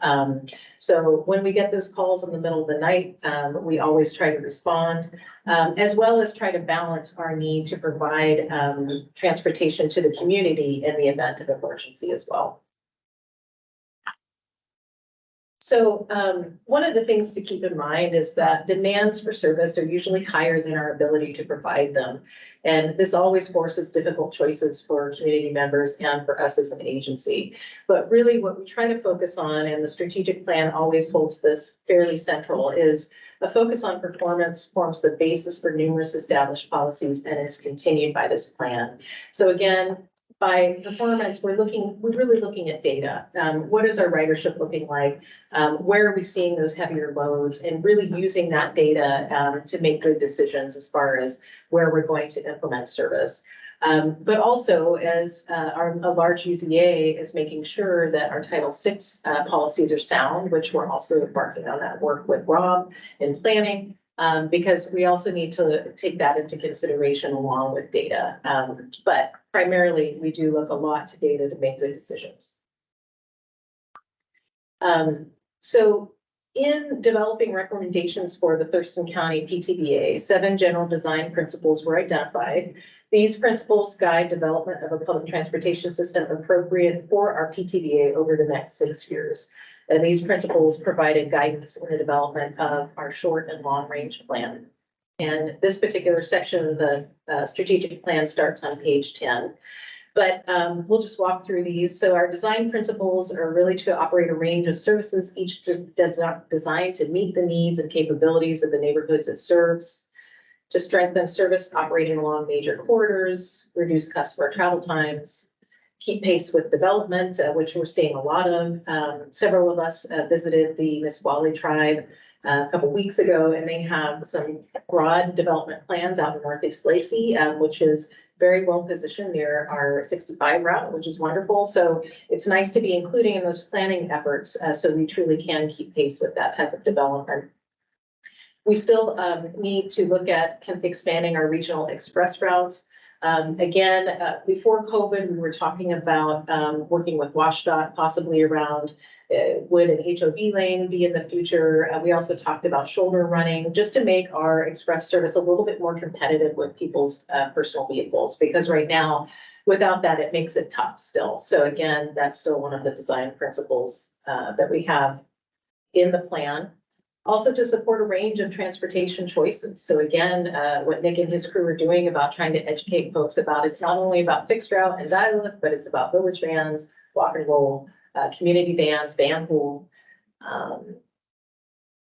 And also to provide fixed facilities and equipment that support the region's public transit infrastructure. And I feel like we're doing a great job right now of really making sure that we have our administrative and operations offices to be able to work out of for years to come. Our maintenance facility is going to get a remodel very soon. And this is really going to position us well for the next 3 to 4 decades to be able to provide service in a state of good repair.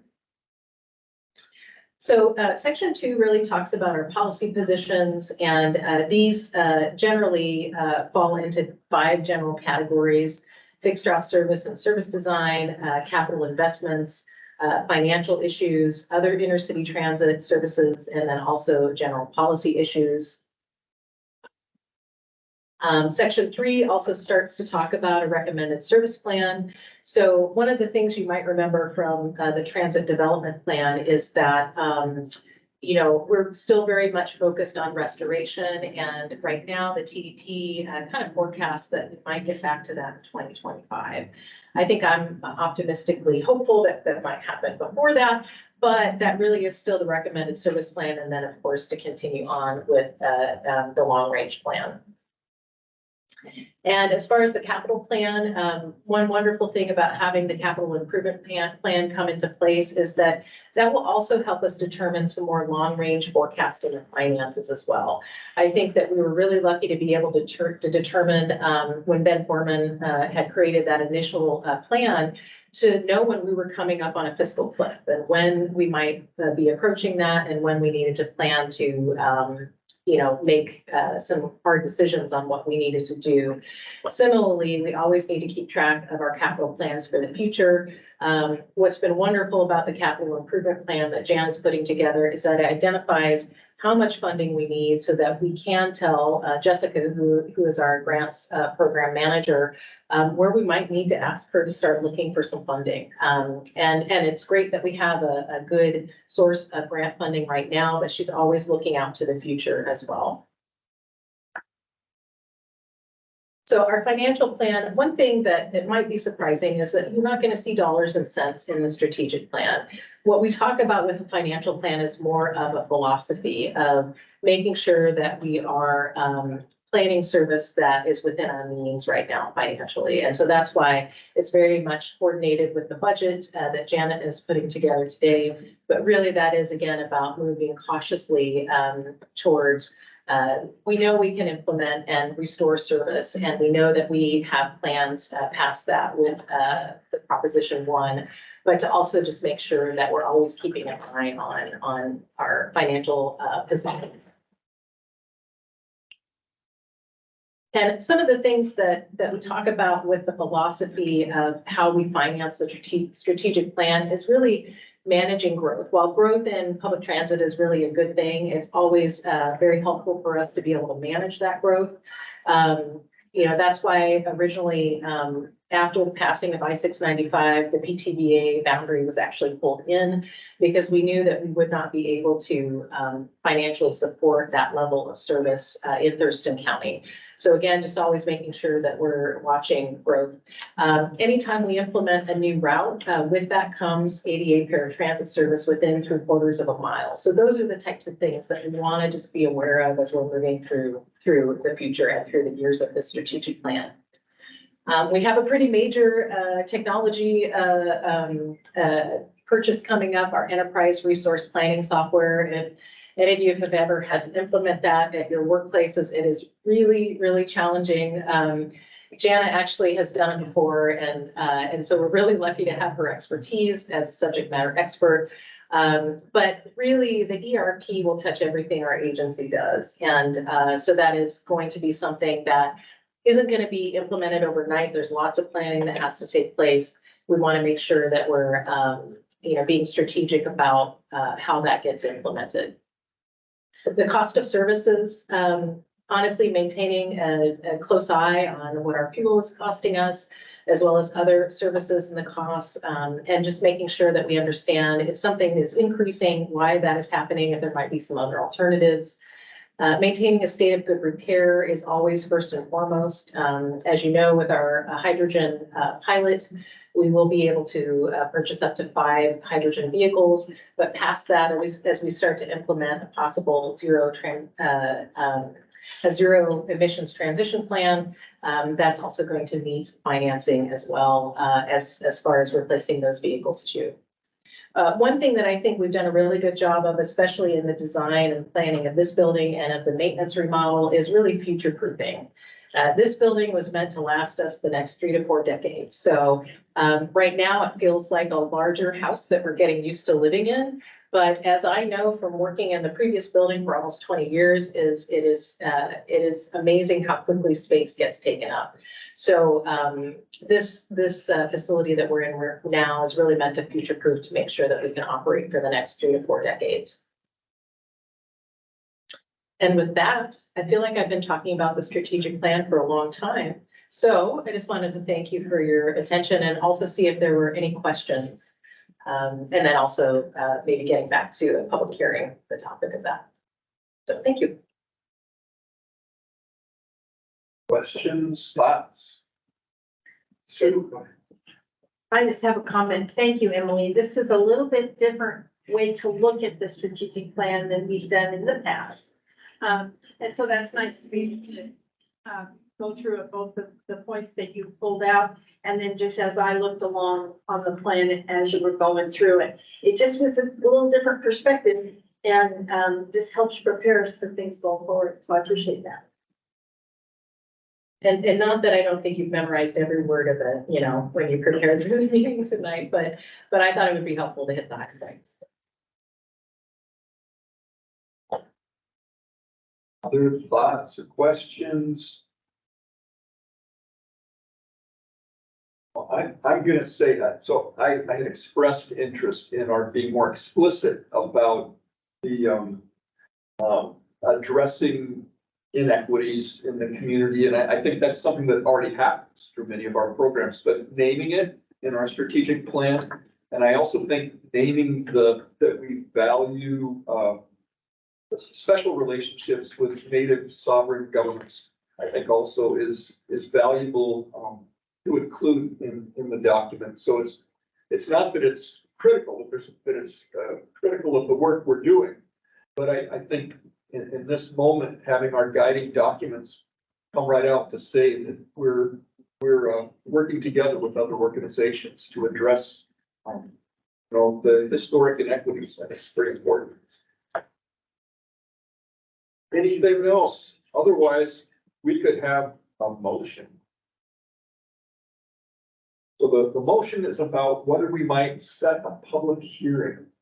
Sue, go ahead. I would move that we set a public hearing on Wednesday, November 15th, 2023 at 5:30 PM to receive comments on the 2024 through 2029 draft strategic plan.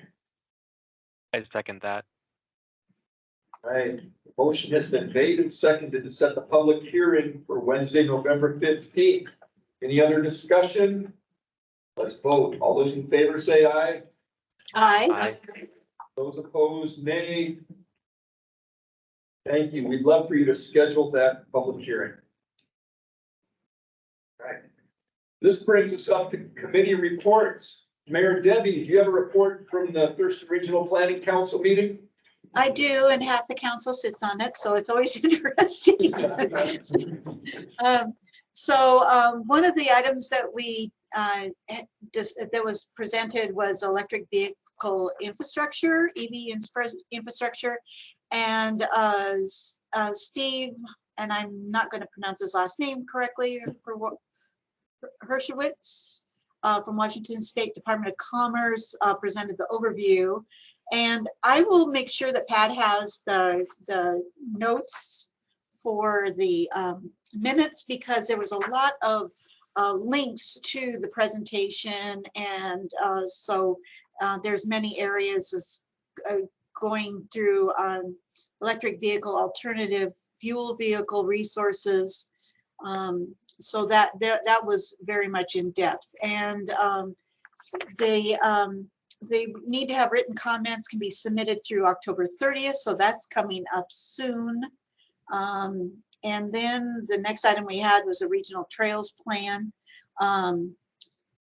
Katrina Van Every presented that, and also Paul Brewster, the senior planner, which seems interesting because Paul Brewster used to be in emergency management. So it's always weird when you see people not where you normally see them.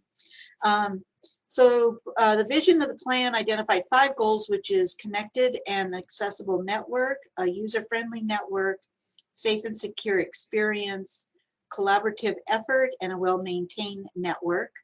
And that's a network of trails. And then the plan for TRPC is to commit on 3 things, and that's establishing the regional trails plan work group, convening an annual regional trail meeting, and updating the plan every 5 years.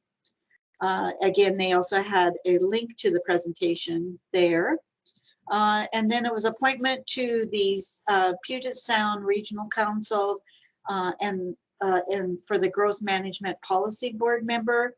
Apparently, Council Member Wheatley is no longer able to represent TRPC on that. It was Mark Daly volunteered to be the staff representative if no council member was available. And then the council member, Chris Stearns, volunteered to be the represented TRPC Growth Management Policy Board members. So, and then the final item was the legislative agenda. So we continue to prioritize funding projects, and the big one is I-5 Mounds Road through Marvin Road, Yelm Bypass and roundabouts on Highway 507 near Yelm. Account for inflation from 1980 to expand duties, doubling the state funding for the regional transportation plan. And I hadn't realized until Mark discussed this that, a lot of groups, when you don't have continual expansion of funding, it doesn't increase. And I didn't realize it was from 1990. That's a very long time. So, and then permanently make the metropolitan organizations, the MPO, and the Regional Transportation Planning Organization, the RTPO, eligible for regional mobility grants through WashDOT. And then I make sure that Pat has a copy of that, and I will send it to her to include so that anyone who's interested can look at the presentations. And that's my report. Thank you, Debbie. Any questions for Debbie? Well, let's move across the Zoom screen to Justin. Do you have a report from the Transportation Policy Board meeting? Yeah, my computer was having Zoom issues that morning, but I was able to zoom in on my phone and listen in. But yeah, it was yeah, two main topics dominated that meeting, and it was we also had a big presentation about electric vehicle infrastructure. And so the first part of that was Puget Sound Energy gave an overview of their existing programs, new programs, and pilots, and what they're looking to do as far as all of their electric vehicle infrastructure and the products and services they're putting out there. So they're doing a lot of good stuff with education and outreach. They are, I think it's exciting that they've got good multifamily residential charging options, and also workplace and business place of business charging programs. They have fleet charging to help any school districts, municipalities, or other community organizations electrify their fleets. And then, yeah, just how they're going to kind of up the game as far as public charging locations. And yeah, there's a lot of good back and forth discussion among all the members there about a lot of people share their experiences with their own electric charging or challenges, and how to implement that stuff, and things we can learn from other communities. And then also TRPC had staff present on a new website, a resource website that they have that's not just electric vehicles, but also alternative fuel vehicle resources. So go on to TRPC's website and check that out. The other big agenda item was TRPC presenting on their update of the regional transportation plan. And so that's something, of course, they periodically do. And so they're kicking up a bunch of discussions. A lot of it's things that they have already covered in previous updates, but I think there's going to be a lot more discussion coming about equity and climate change, and of course all the usual things about what project list and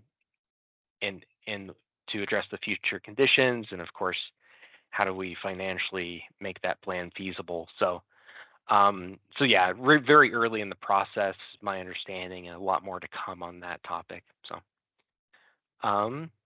yeah, so that was the two big items, and they took a lot of discussion around both. So Thank you, Justin. And any questions or comments for Justin? Well, then we'll thank you for the report. And next, we're hoping that Eliane is still here to give us a Community Advisory Committee report from the October 16th meeting. Hello. Yes, can you hear me? Yes, we hear you. Thank you. All right, so we had presentation on the draft budget. We had presentation on the strategic plan, just what you had tonight. And we also had the marketing overview and the explanation about the focus group from earlier this month. And the meeting ended with a couple of housekeeping items. The first one is we're going to do a self-assessment survey that had been put on hold for several years because of COVID. So it's going to be done in the fall with a result available next month. And the other one is it was timed for the nomination of officers starting in January 2024. The election will be held in November. The chair nomination happens to be myself, and the vice chair is Ty Flint. That concludes my summary. Terrific. Are there any questions for Eliana? Thank you so much for attending our meeting tonight and for your help in leading the CAC. Thanks. Yes, all right. Next up is the interim general manager's report. All right, well, I will try to make this quick tonight, but we had an awesome class of 17 operators start on Monday, October 9th. And again, that was 17. We initially thought it would probably be closer to 20, but as with most things, we did lose a few folks. But the class does include 2 operators who worked with us previously, whose change in life circumstances have brought them back to us. So we're really happy to see them. I had the chance to meet with all of them last Thursday. Their names are Kenny, Aaron, Daniel, Talon, Robert, Andy, Alex, Michael, Mark, Jerry, Tassie, Melissa, Daniel, Scott, Janice, Joanne, and Jack. And they are all a really wonderfully positive group of folks. So they will be here in the future for their introductions with you. Another really awesome thing that happened on Monday is that VIA was implemented in the dial-up program. So some of you may know that we use Route Match as our ride scheduling software, and it was time to replace that. We selected VIA through a competitive process, and it went really, really smoothly. In fact, staff worked so hard. I think there were a few minor issues, like a tablet needed to be rebooted. Some of the tablets were set to the wrong time zone, but they figured those things out before they sent them out on the road. And other than just, I think, operators and clients kind of getting used to some of the newness, and our dispatchers as well, getting used to some of the differences in the newness, it really has gone very, very smoothly so far. So we just really hope that continues. And I want to give a big shout out. Village Vans is also using VIA as well, and they were kind of like the test version for us because they're a smaller service than Dial-Up is. And so I really want to give a shout out to Izzy LeMay, Eric Wells and Village Vans, Kevin Karkowski, all of the Dial-Up dispatch staff, including Dial-Up supervisors Curtis and Sean, because there was a lot of work that they did to get prepared for this. It's a lot of data conversion.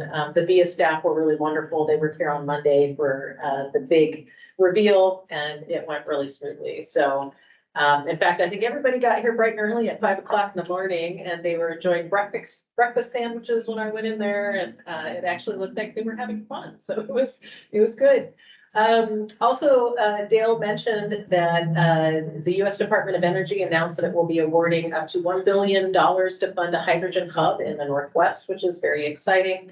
The Pacific Northwest Hydrogen Hub was one of 7 hubs awarded out of an original applicant group of 79 proposals and a review process that started in December. USDOE and the Pacific Northwest Hydrogen Hub Association, the organization leading the hub effort, will begin negotiations this fall to determine the final list of projects and level of funding.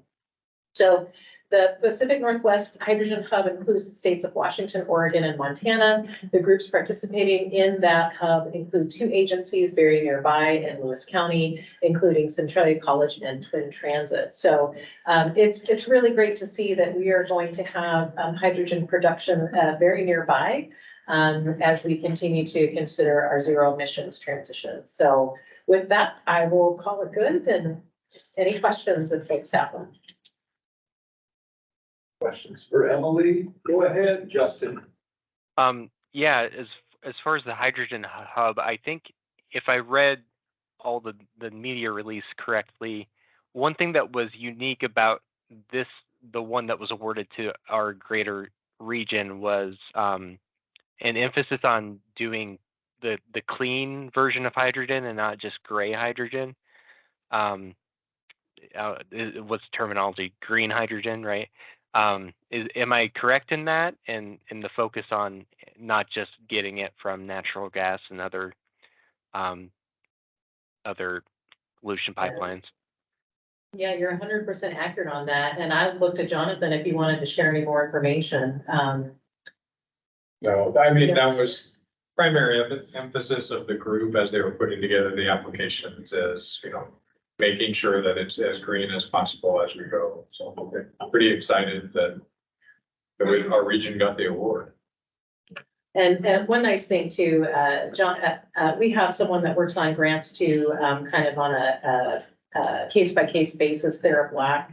And she put together a letter to DOE, just kind of expressing what the demand side might look like from public transportation, because I think they weren't exactly 100% clear on what that might look like. And Jonathan worked really quickly to get signatures from other transit agencies here regionally that we know are interested in hydrogen as an option. And so I think that really, that helps, I think, our region significantly. So way to go. Any other questions for Emily?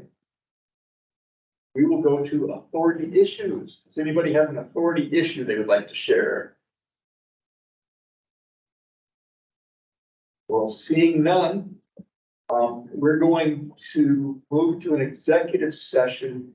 So those of us who are here in person will go up to the third floor, and those of you on the web meeting will have a separate link that was in a separate email to meet us. The Intercity Transit Authority and necessary staff will now go into executive session authorized by RCW 42.30.110(1)G for approximately 20 minutes to evaluate the qualifications of general manager applicants. If an extension is required, the clerk will notify the public. The authority will reconvene to an open session. Board members attending remotely will disconnect from this meeting and access the executive session link that was emailed to you on Tuesday. All right, so we're going to pause the meeting here.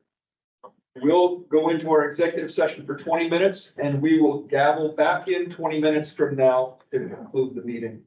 That'll be 7:46. And that time will be 7:46. Okay, onward and upward.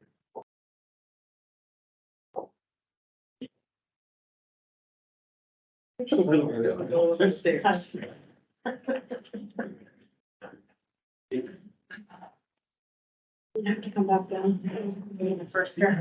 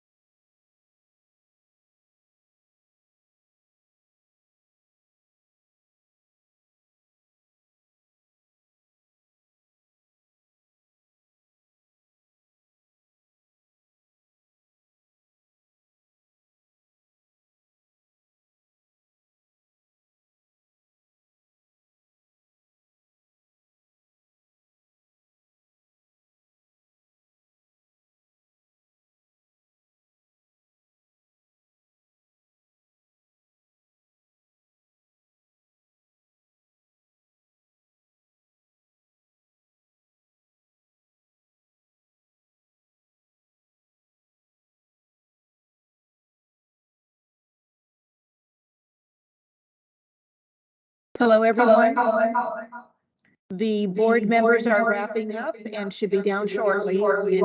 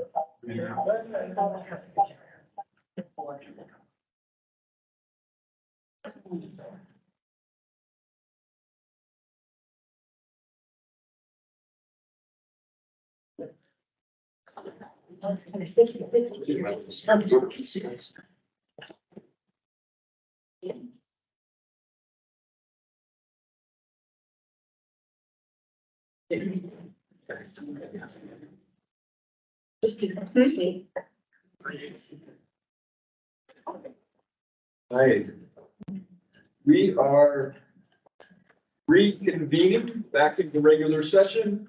Folk. We've just concluded our executive session. Yes. And Robin, would you be willing to give a report and a brief report, consider what action we might take? Certainly, thank you, Mr. Chair. So over the course of the last several months, the subcommittee of the Intercity Transit Authority Board has been meeting to sort of shepherd and keep up to date on the recruitment process for the next authority general manager. And more recently, candidates have been evaluated and screened. There have been a series of interviews, and Intercity Transit Authority's board would like to now make an announcement about our finalist candidates who will be invited for interviews next week. So do I need to make a formal motion for that? Is that the motion? I think that's to include their names, please. Yes, I will. So, given that background, I'd like to make a motion that Intercity Transit Authority Board invite the following candidates to interview with us next week for the position of general manager. The candidates' names are Emily Bergkamp, Jana Demas, and Ryan Lee. We have selected 3 people to invite for a series of interviews next week. Oh, I should pause and wait for a second, excuse me. Is there a second to the motion to invite these 3 people to interview Second. general manager? Thank you. Yes, we have a motion and a second, and give more discussion on the motion. I simply wanted to share that we will be issuing a press release statement tomorrow that will include some additional background for the candidates that are under consideration by the Intercity Transit Authority Board. So if folks are curious about where these folks are coming from, they'll be able to see some of those details. Head Carleen. I guess I just want to say a thank you to the subcommittee as well as staff for really doing the heavy lifting in this whole process. We have 3 great candidates in front of us, and just really appreciate the time and dedication that all of you and hard work really that all of you have put into this process. Is there any other discussion on the motion? All right, all those in favor of bringing the 3 candidates to interview next week, say aye. Aye. Aye. Great, that's unanimous. And I'm excited. Right. With no further, oh wait, there is. Worth mentioning that there will be an opportunity for the public to meet the candidates next week on Wednesday at 6 p.m. at Mercado's. There'll be a reception for the candidates. It's true, as part of a day and a half of tours, panel interviews, and a meet and greet. There'll be that opportunity at 6 p.m. on Wednesday next week. Great. Anything else we should add to this discussion besides our great thanks to all of you who spent the time getting us to this point?